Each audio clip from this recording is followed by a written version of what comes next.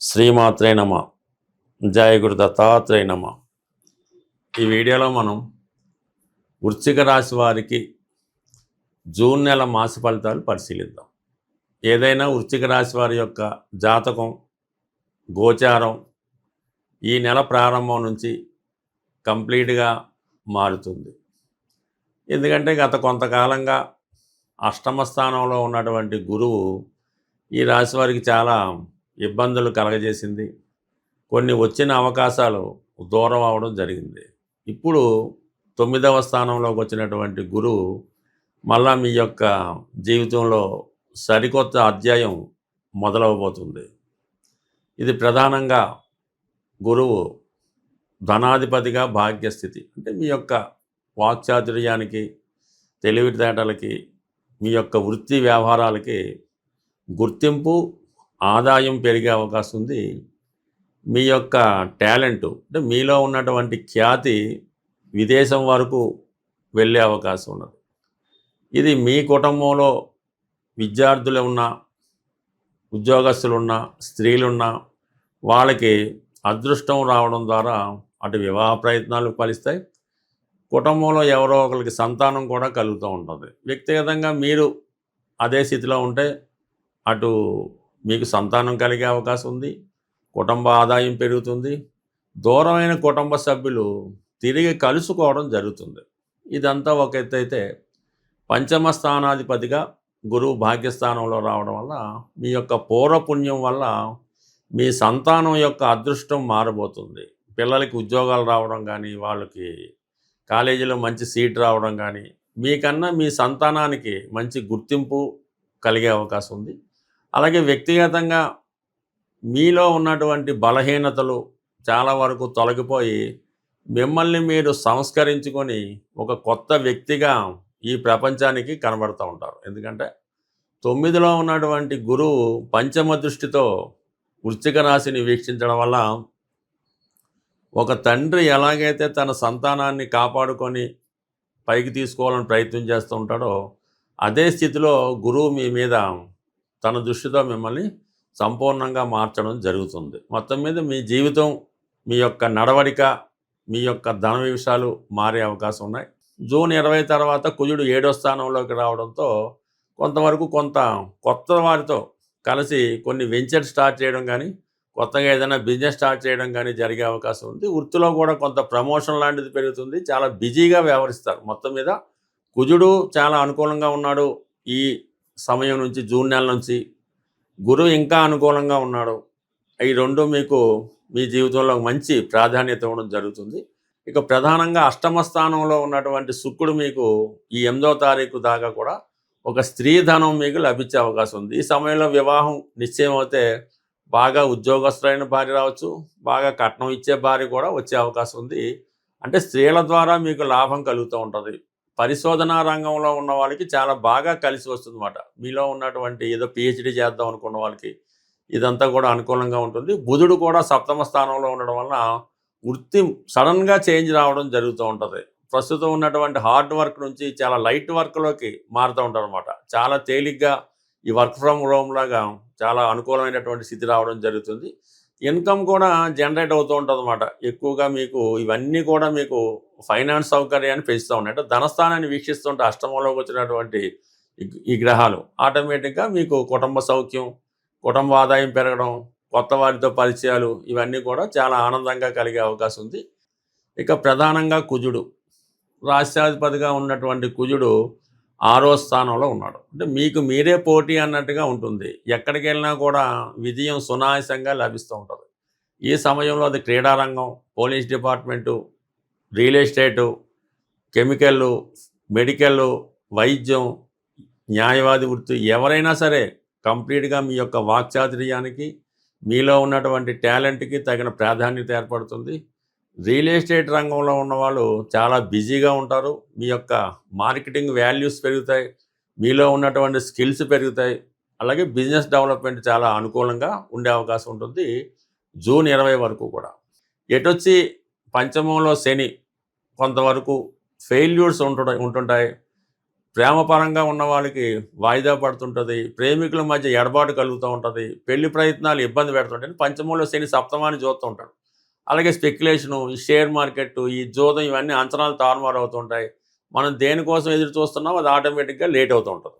ఇక ప్రధానంగా 4లో ఉన్నటువంటి రాహు కొంతవరకు విద్యార్థులు శ్రద్ధ పెట్టవలసి ఉంటుంది. అంటే 2 రకాలుగా ఉంటారు విద్యార్థులు. బాగా చదువుకున్న వాళ్ళకి నో ప్రాబ్లం.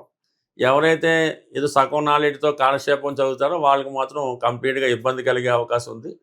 వృశ్చిక రాశి వారి మీద వాళ్ళ తల్లిదండ్రులు మాత్రం కంప్లీట్‌గా శ్రద్ధ పెట్టవలసి ఉంటుంది. బట్ ఏదైనా వృశ్చిక రాశి వారికి మరి ప్రధాన గ్రహాలు చాలా అనుకూలంగా ఉన్నాయి. ఒక శని, రాహులు ఇబ్బంది పెడతాయి కాబట్టి ఆ గ్రహాలకు పరిహారం చేసుకుంటే మిగతా గ్రహాలన్నీ కూడా మిమ్మల్ని మంచి స్థాయికి తీసుకెళ్లే అవకాశం ఉంటుంది. ప్రస్తుతం ఈ జూన్ నెలలో గురువు మారి ఉచ్చక్షేత్రమైనటువంటి కర్కాటక రాశిలోకి మారడం వల్ల మరి గురువు ఎంత బలంగా ఉంటే ఆ గురువు ఇచ్చే ఫలితం కూడా అంత గొప్పగా ఉంటుంది.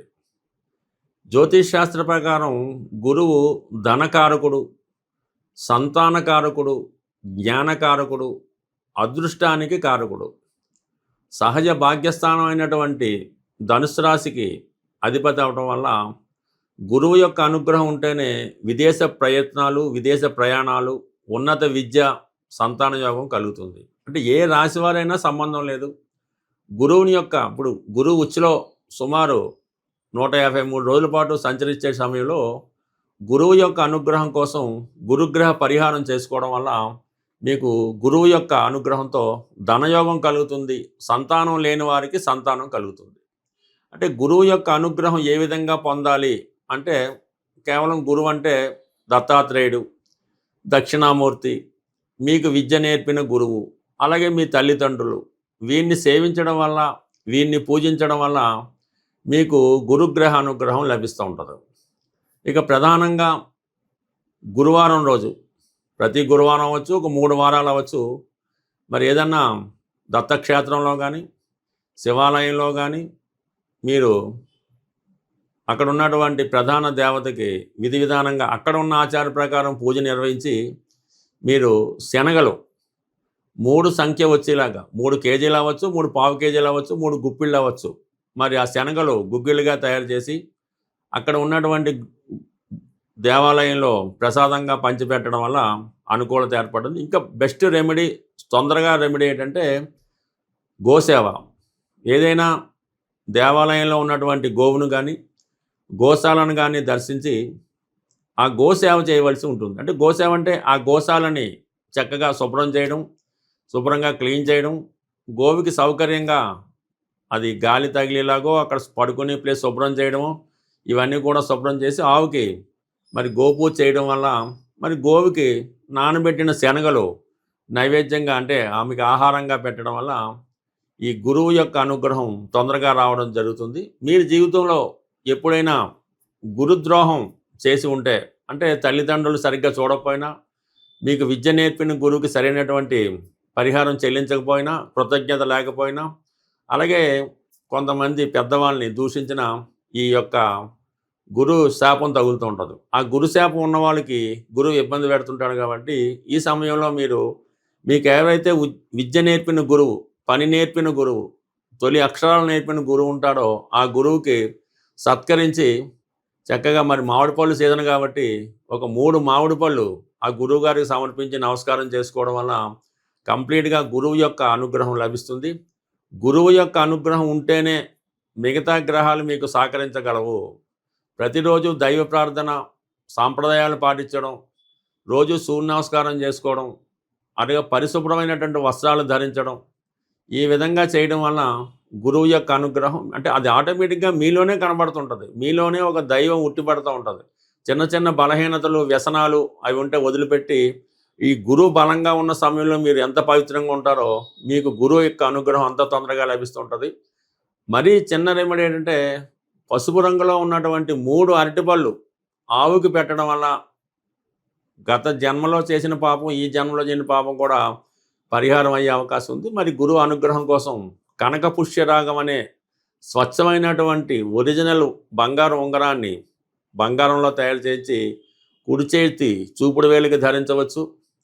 అలాగే ఈ కనక పుష్యరాగం ఉంగరాన్ని ధరించలేని వారు మరి ఏదైనా తెలుపు రంగు దారానికి పసుపు రాసి, అంటే yellow colour thread right hand మడమకి కట్టుకోవడం వల్ల, స్త్రీలు కానీ పురుషులు కానీ ఒక పసుపు కొమ్ము, అంటే పసుపు కొమ్ములో దుంప పసుపు కొమ్ము, అది పాకెట్లో పెట్టుకోవచ్చు, లేదంటే హ్యాండ్కి కట్టుకోవచ్చు. ఈ విధంగా పసుపు కొమ్ము దగ్గర పెట్టుకున్నా కూడా గురుగ్రహ అనుగ్రహం లభిస్తుంది. రావి చెట్టుకి ప్రదక్షిణలు చేసి ఆ రావి చెట్టుకి నీళ్లు పోయడం వల్ల ఆ దత్తాత్రేయుడి అనుగ్రహంతో పాటు గురుగ్రహ అనుగ్రహం కూడా లభిస్తుంది. ఈ సమయంలో మీరు ఏదో ఒక దత్తక్షేత్రాన్ని సందర్శిస్తే ఈ గురువు యొక్క ఆ ఆశీర్వాదం మీకు లభించే అవకాశం ఉంది.